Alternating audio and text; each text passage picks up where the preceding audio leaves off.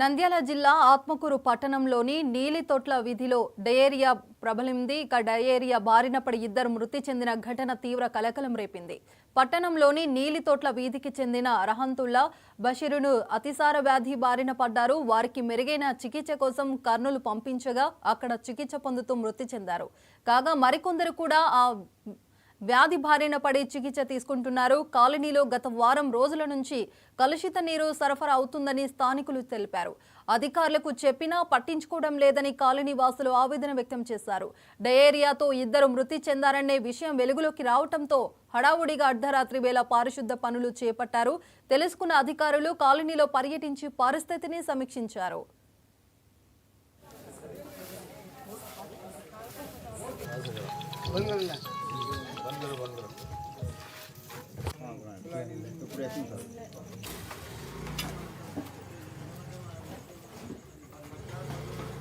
ఇక్కడ వచ్చేసి నీళ్ళు అనేది బాగలేదు, తాగనీకి కూడా బాగలేదు నీళ్ళు.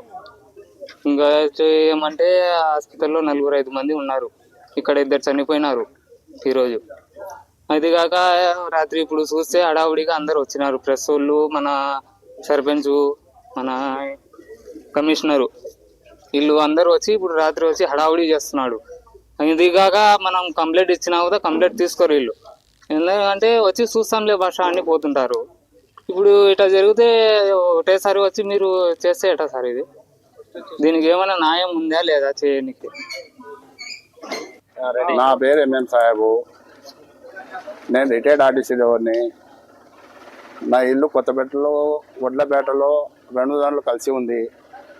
ఒక్కరోజు మాత్రం కలుషిత నీళ్ళు వచ్చినాయి, చాలా వాసన వచ్చింది నీళ్ళలో.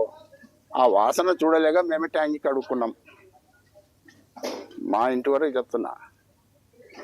తర్వాత ఇక్కడ ఏమో కాలువలు సరిగ్గా తీయరు, చెత్త సరిగ్గా తీయరు. ఈ కాలువ కొత్త కాలువ కట్టినారు, ఈ నీళ్ళు అవతలకి దాటదు, వాసన వస్తున్నాము.